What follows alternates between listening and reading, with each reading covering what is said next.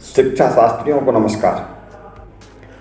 आज फिर मैं एक ऐसा विषय लेकर के आया हूं जो सामान्यतः मजबूत शिक्षक और कमजोर शिक्षक के बीच में भेद पैदा करता है। देखिए, शिक्षक एक लंबी प्रक्रिया के बाद बनता है।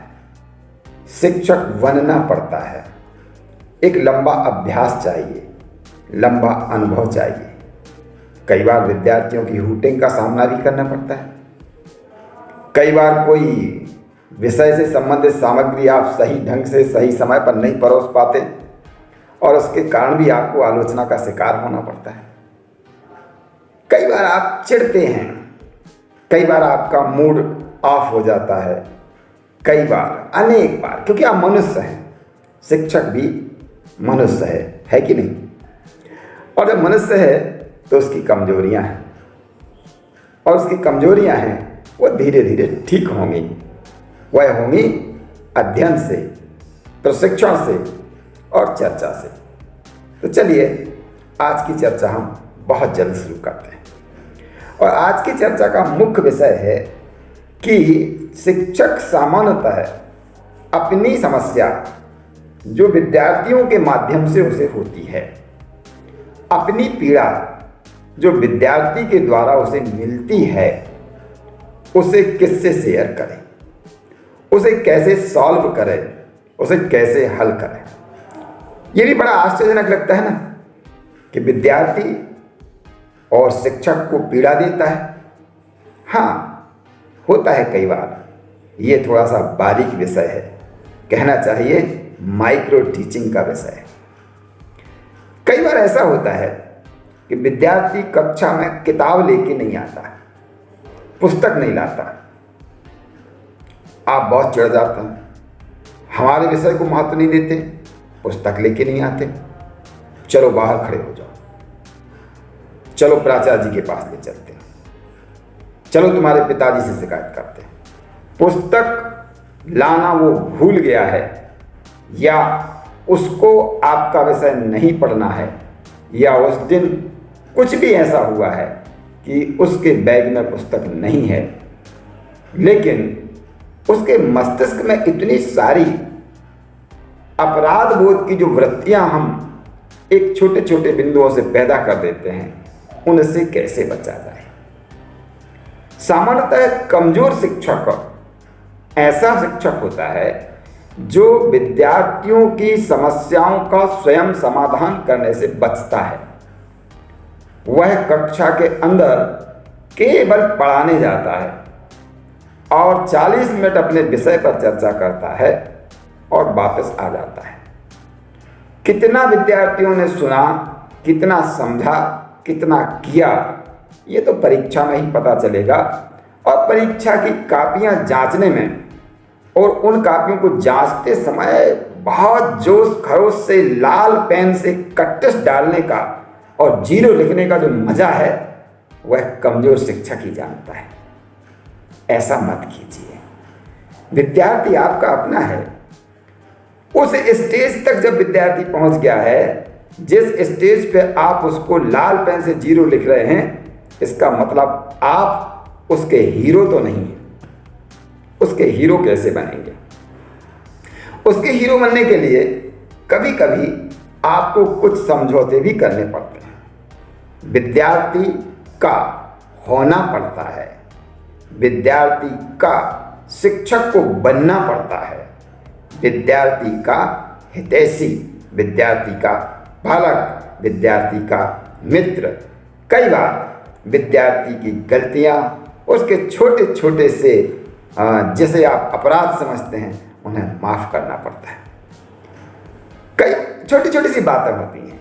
जैसे एक कक्षा का उदाहरण मैं बताता हूं। एक विद्यार्थी जो उस सेक्शन का नहीं है जिस सेक्शन में मैं पढ़ा रहा हूं, और वो दूसरे सेक्शन का है, और वह दूसरे सेक्शन में आकर के हमारा विषय पढ़ता है। जैसे ही हमें पता चलता है कि ये दूसरे सेक्शन का विद्यार्थी हमारा विषय पढ़ने इस सेक्शन में क्यों बैठा है, उसको हम डांटना डपटना चालू कर देते हैं। पर ये जानने की कोशिश तो करिए कि हो सकता है वो आपके विषय को बहुत पसंद करता हो, उसकी कोई कमजोरी हो जो वह अपने सेक्शन में ना समझ पाया हो, इसलिए यहाँ समझना चाहता हूँ। और भी कई वजह हो सकती है। विद्यार्थी जो कुछ भी करता है वह भी वजह नहीं करता, क्योंकि वह भी एक मनुष्य है। इसलिए उसके द्वारा की गई प्रत्येक क्रिया का कुछ ना कुछ कारण होता है। उस कारण को समझना, समझ करके उस पर चर्चा करना और उसका निदान करना।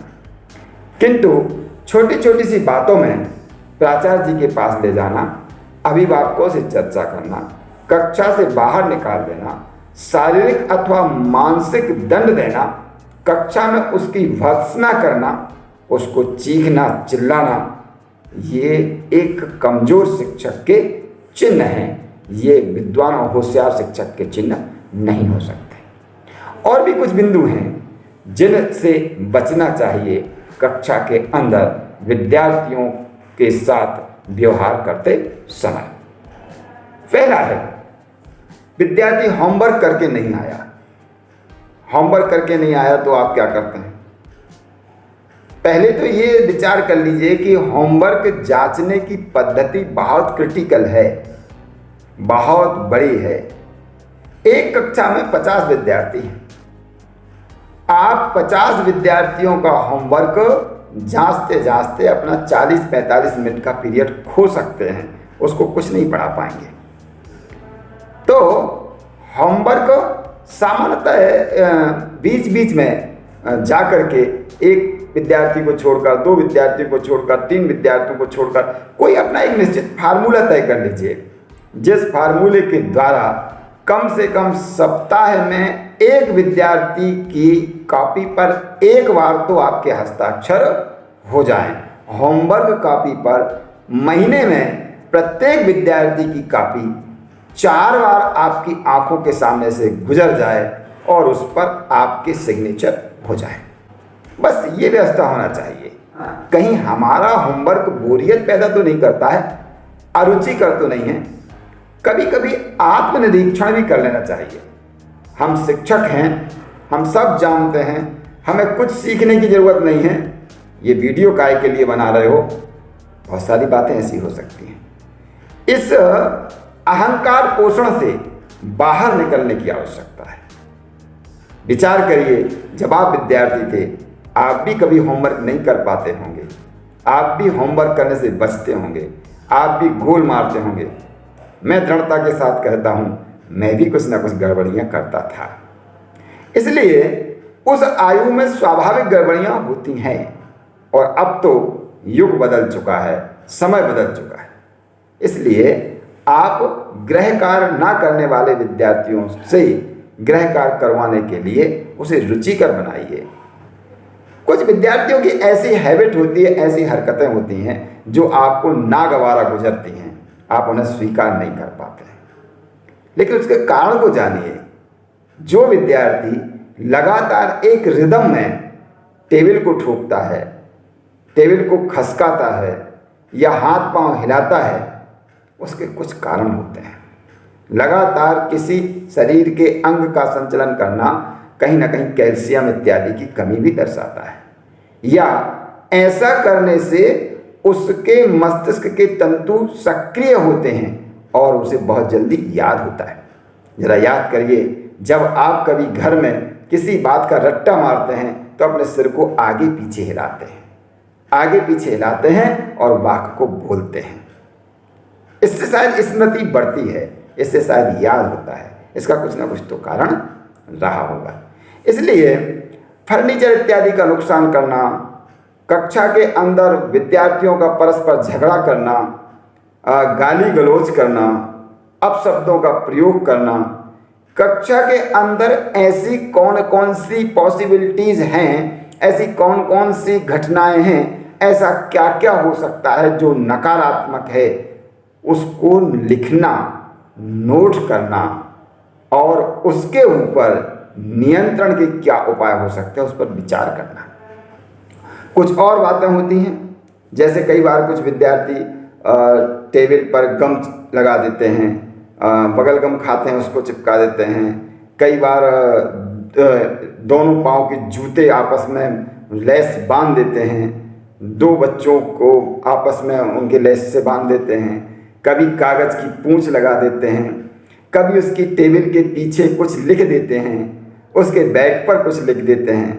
ये सब मस्तियां हैं और इन सब मस्तियों में विद्यार्थियों को आनंद आता है। उनके आनंद में आप उनके रंग में भंग पैदा करते हैं जब आप शिकायत करते हैं। उसको थोड़ा सा एंजॉय करने दीजिए, लेकिन आप जब पढ़ाते हैं तो थोड़ा सा गंभीर भी हो जाइए और विद्यार्थियों को भी गंभीर होने की अपील कीजिए। और आपकी पढ़ाई में, आपके पाठ्यक्रम में, आपका जो कंटेंट आप लेकर के आए हैं उसमें अगर दम होगी तो विद्यार्थी निश्चित तौर पर गंभीर होंगे।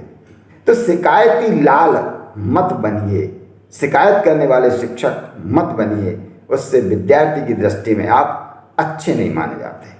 अच्छा शिक्षक वह है जो विद्यार्थियों की त्रुटियों को वहीं सुधरवाए।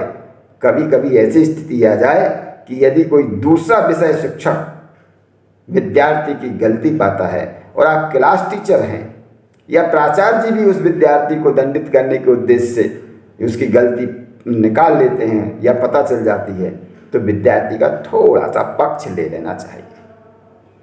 ये इसलिए नहीं लेना कि आप उस विद्यार्थी को गलत दिशा में ले जाते हैं, बल्कि विद्यार्थी को लगना चाहिए कि हमारा शिक्षक हमारे साथ है और हमें ऐसा नहीं करना चाहिए। सुधार के दो रास्ते हैं।